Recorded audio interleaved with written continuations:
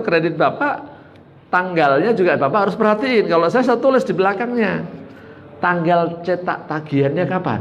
Jangan sampai begini nih, pas Bapak make hari ini tanggal 24, cetak tagihannya tanggal 25 misalnya. Hari ini Bapak make, besok ditagih, dari kantor belum dapat rembes, coba gimana? Repot juga kan? Nah, itulah perlu kartu kredit yang kadang-kadang nggak cukup satu. Kenapa dulu saya pakai kartu kredit banyak selain untuk belajar? Karena kan saya kerjanya banyak. Ya kadang-kadang tugas dari kantor ini, kadang tugas dari kantor sono, kadang dari tugas kantor ini juga. Saya juga sebagai tour leader juga soalnya. Namanya tour leader itu ya tugas jalan-jalan ya. Ke luar negeri itu ya sering. Nah, itu kalau saya bayar hotel kan, hotel buat rombongan Pak, bukan buat saya sendiri kan. Kalau bawa duit banyak-banyak nanti kena peraturan biaya cukai, nggak boleh juga, ya kan? Bayar hotel, bayar kendaraan yang di sono. Nah, itu bawa uang banyak tuh nanti di biaya cukai di bandara repot Pak. Kartu kredit aja udah. Nah, yang penting pembayarannya tepat waktu ya. Balik ke sini. Intinya sebaiknya jangan pakai kartu kredit. Jika harus menggunakan kartu kredit, saya sarankan kalau bisa beralih ke kartu kredit syariah. Jangan pakai kartu kredit konvensional. Bapak nanya, memang ada Ustadz? Ada. Saat ini yang saya tahu cuma ada 2 bank, yaitu Bank BNI Syariah, ya, yang punya kartu kredit syariah Bank BNI Syariah. Satu lagi adalah Bank CIMB Niaga. Yang dalam negeri BNI, yang luar negeri Bank asing ini kan CIMB Niaga. Kalau dulu pernah ada Danamon, saya nggak tahu Danamon sekarang tuh banknya masih ada nggak ya Pak? Masih ya? Tapi sekarang nggak kelihatan soalnya. Nggak kelihatan tuh, nggak kayak dulu kan kayak cabangnya di mana-mana. Saya jadi nggak pernah berurusan dengan Bank Danamon, jadi saya nggak tahu. Ya, jadi kalau memang Bank Danamon masih ada dan produknya masih ada, berarti 3. Yang punya kartu kredit syariah cuma 3 berarti. Bank BNI sama Danamon, yang baru sekarang ini adalah CIMB Niaga. Ya. Bank Syariah Mandiri sendiri belum punya, ya, belum punya produk kartu kredit. Nah, kalau menggunakan kartu kredit syariah, Bapak tidak memadai atau tidak apa ya istilahnya, memang tidak dapat lah Pak gampangnya. Bapak mau minta kartu kredit syariah nggak disetujuin, karena kartu kredit syariah ini lebih sulit daripada kartu kredit konvensional. Karena kan dia duitnya pas-pasan Pak, modalnya lebih kecil. Saya sih terus terang aja bukan jelekin Bank Syariah, market share-nya Bank Syariah cuma 5% Pak saat ini. Jadi modalnya kecil. Kalau banyak orang menggunakan kartu kredit syariah, dia nggak bisa nalangin ibaratnya Pak. Maka dia nggak berani banyak-banyak. Kalau Bapak minta kartu kredit syariah, memang lebih sulit daripada bank konvensional. Saya katakan iya, karena kondisinya seperti itu. Kalau banyak orang dikasih, dia harus nalangin duit dari mana, gitu kan? Duitnya kurang Pak dia. Ya. Kalau Bapak nggak berhasil mendapatkan kartu kredit syariah, Bapak pakai kartu kredit konvensional. Nah, yang kedua, kartu kredit syariah itu pagunya, batas limitnya juga kecil-kecil. Saya udah kenal baik dengan banknya Pak. Kemarin saya canda ngasih kartu kredit saya bilang, limitnya 7 juta saya bilang. Itu untuk menjalankan tugas-tugas saya nggak memadai Bu saya bilang. Tapi sampai sekarang nggak dinaikin juga. Ya dan tadi dinaikin deh Pak, tapi sampai sekarang nggak dinaikin Pak. Ya, lah kadang-kadang tugas itu transaksi aja, satu transaksi 12 juta Pak ya. Yang terakhir tuh, ya nggak cukup kan. Akhirnya harus menggunakan kartu kredit konvensional. Kalau kartu kredit konvensional, saya dikasih limit sampai di atas 100 juta. Pokoknya lebih dari 100 ya. Jadi ini kalau Bapak temu di jalan, ya, Bapak bisa pakai transaksi dia sampai 100 juta ini Pak.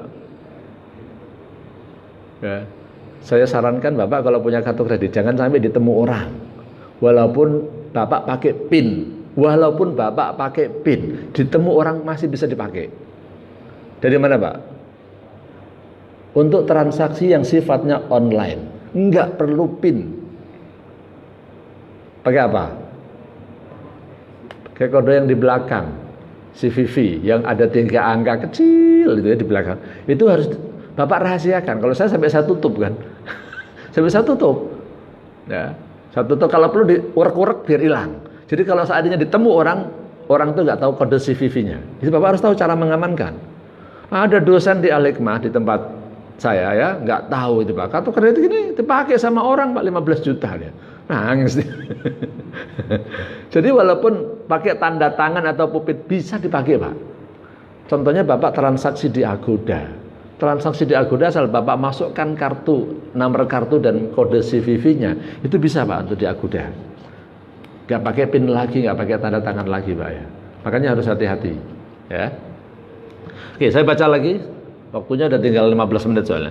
Sebaiknya beralih dari kartu kredit konvensional ke syariah akad. Jika tidak bisa, maka harus memenuhi syarat dan ketentuan penggunaannya agar tidak terjerumus ke unsur yang diharamkan. Nah, sekarang saya langsung ke intinya di sini, Pak.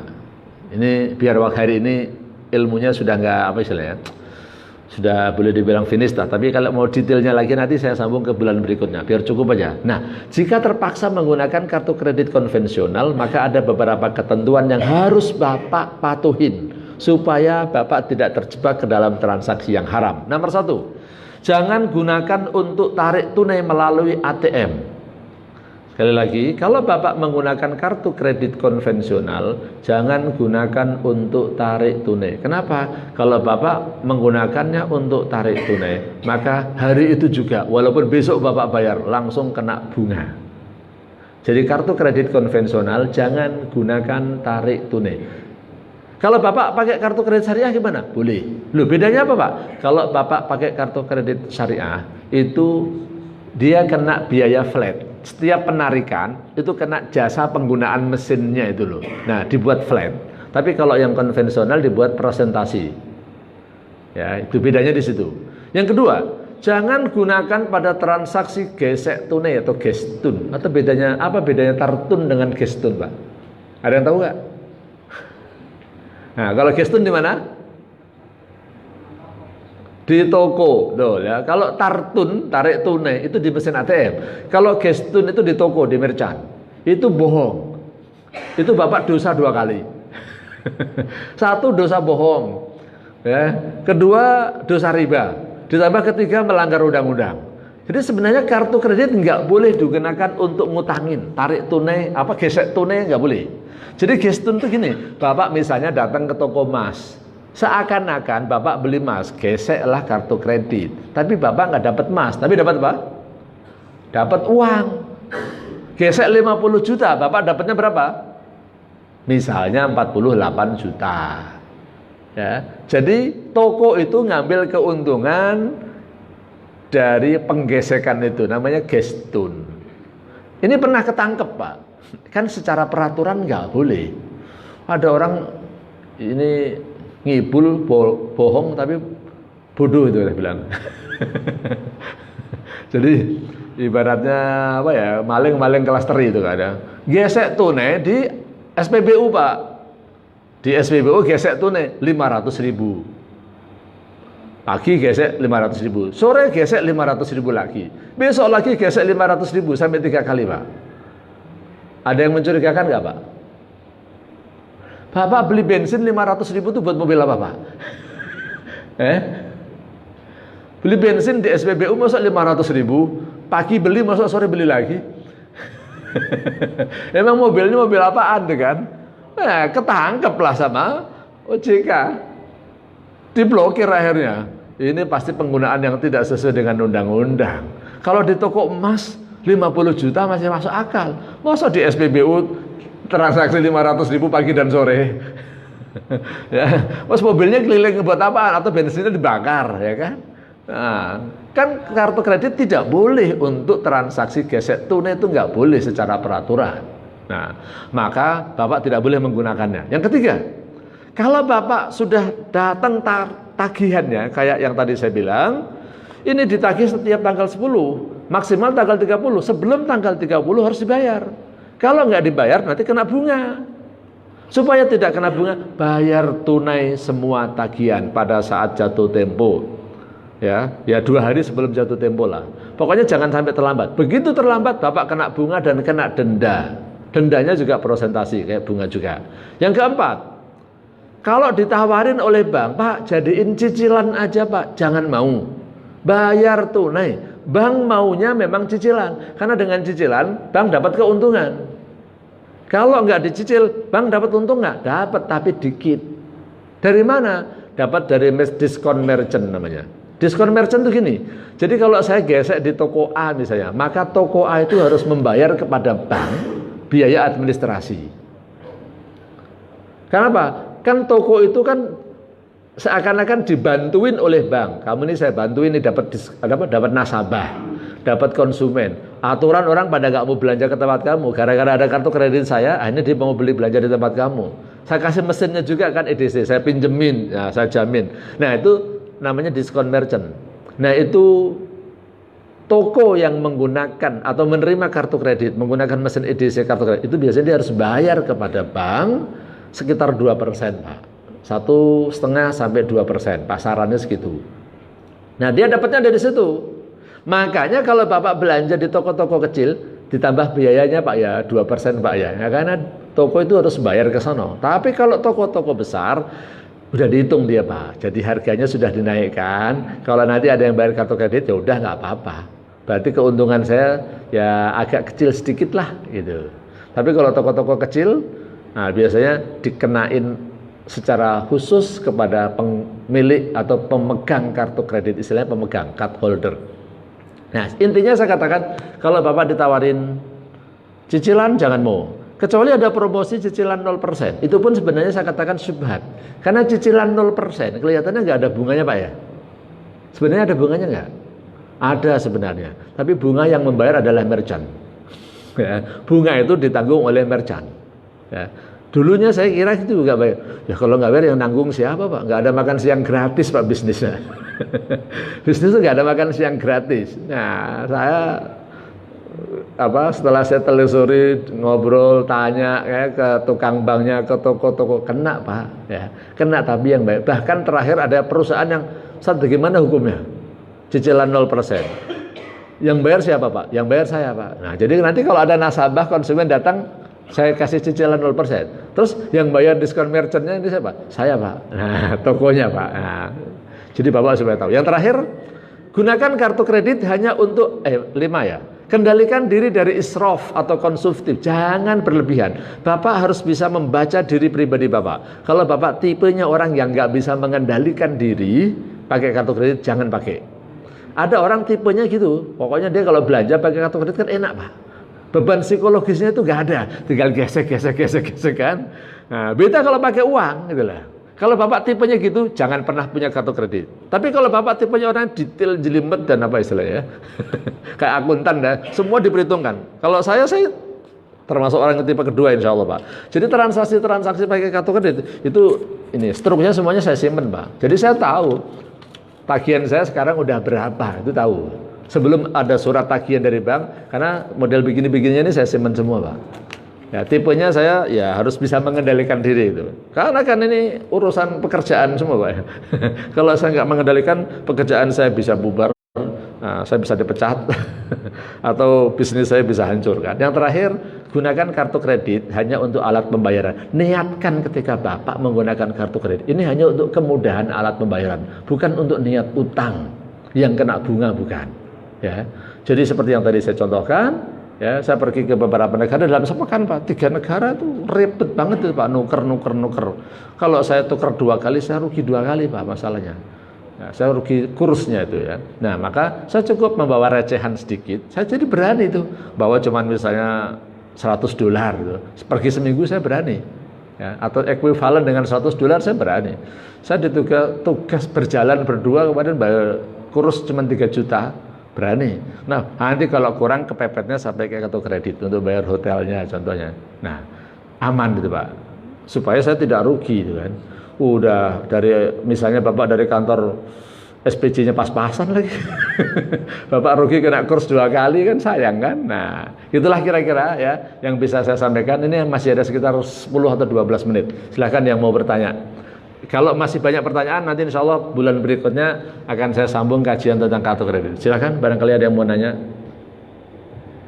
Minimal hari ini ada yang bisa dibawa pulang lah ilmunya itu ya, tentang kartu kredit. Oh, ibu-ibu ya juga boleh, silakan ibu-ibu ya, yang mau nanya seputar kartu kredit ataupun materi saya bulan yang lalu boleh, ya. Silakan, Bapak.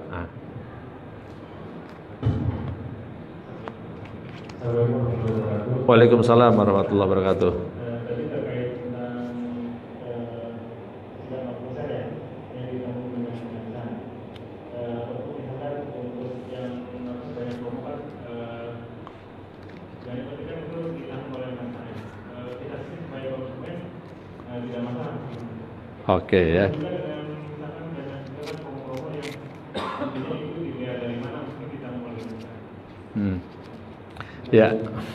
Bagaimana dengan promo-promo yang menggunakan cicilan 0% ya? Cicilan 0%. Tadi saya katakan walaupun cicilan 0% kelihatannya bunga 0%, bunga 0% di mata kita. Tapi kan ternyata itu sebenarnya ada bunga, tapi yang nanggung adalah merchant, Pak ya. Karena ada hadis, la'anallahu akilar riba wa mukilahu wa katibahu wa syahidaihi wa qalahum sawa'un au kama qala Rasulullah. Yang kira-kira adalah Allah melaknat orang yang makan riba, yang memberi riba, kan? Kemudian yang menulis dan saksinya. Ketika Bapak memberikan peluang bertransaksi dengan 0%, memang kelihatannya enggak. Tapi kan Bapak sebenarnya memberikan peluang, kesempatan kepada toko ini untuk membayar bunga kepada bank itu kan Pak ya. Jadi kalau bisa, menurut saya sih bagusnya jangan, bayar tunai aja, ya. Karena ketika membayar tunai maka udah nggak ada pihak-pihak yang terlibat dalam transaksi bunga itu. Tapi kalau ada, memang Bapak tidak kena, tapi Bapak maaf nih Pak ya, ibaratnya gini loh Pak, ya main perempuan tuh enggak dosa, ya saya yang bayarin deh gitu. Ibaratnya kira-kira gitu Pak ya. Minum, maksudnya mabuk, enggak sayang duitnya, udah saya yang bayarin deh. Nah itu kan tetap aja dosa kan Pak ya, kan tetap aja dosa. Jadi kalau saran saya sih, jangan gunakan cicilan 0%. Pokoknya kita menggunakan ini hanya untuk memudahkan pembayaran. Nah, memudahkan pembayaran. Bagaimana saya bisa bertransaksi di mana-mana? Saya bisa bertransaksi online. Nah, kalau transaksi online gimana? Kita bayar kan nggak bisa kan? Pakainya kartu kredit atau debit. Kalau kartu debit kalau ada duitnya, kalau nggak ada duitnya kan pakai kartu kredit.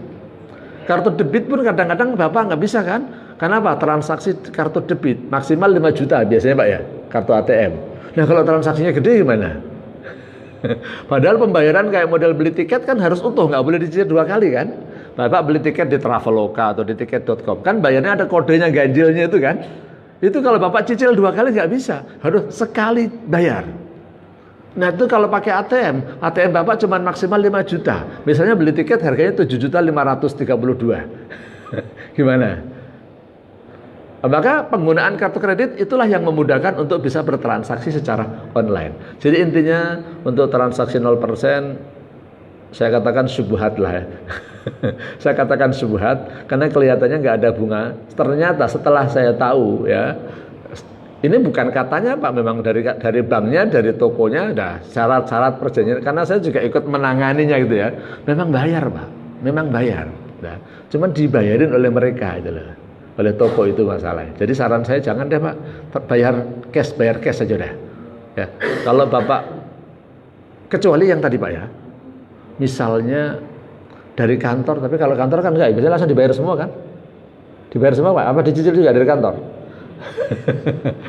Kalau yang bayar cicilan kantor, terserah kantor lah yang urusan, ya kan, bukan urusan Bapak. Ini kalau murni perjalanan tugas 100%, ya ini kalau misalnya budgetnya sekian, pokoknya dari kantor hanya sekian loh bulan ini, nanti selebihnya bulan berikutnya, ya terpaksa deh itu Pak, karena ada lil hajah tadi, itu untuk menjalankan tugas Bapak, ya, supaya lancar, kira-kira gitu Pak ya. Jelas itu pertanyaannya? Baik, ada lagi silakan. Mudah-mudahan sih nggak ada yang kepepet nggak ada ya. Tapi harus tahu lah ya. Karena kalau BPS kan tugasnya jauh-jauh kan Pak ya. Karena Bapak di sini kan cakupannya Indonesia kan. Indonesia masalahnya. Kalau yang BPS daerah sih mungkin nggak seberapa ya. Ada lagi silakan. Satu lagi. Nggak ada tuh habis waktu makan siang maksudnya. Baik, nggak apa-apa. Saya cukupkan sampai di sini dulu. Ini saya kasih nomor saya ya. Karena biasanya saya memahami kok sama-sama Bapak juga perlu makan siang kan. Kalau mepet jam 1 nggak bisa makan siang kadang ya nggak puasa ya. Yang puasa sih alhamdulillah. Jadi ini nomor saya, nanti kalau ada pertanyaan seputar materi yang saya sampaikan tadi, karena ketidakcukupan waktu, Bapak boleh tanya lewat WA, insya Allah nanti saya jawab ya. Ini mengefektifkan waktu yang ada aja ya. Demikian kurang lebihnya saya mohon maaf. Wallahu a'lam bishawab. Subhanakallahumma wa bihamdika asyhadu an la ilaha illa anta astaghfiruka wa atubu ilaik. Wassalamualaikum warahmatullahi wabarakatuh.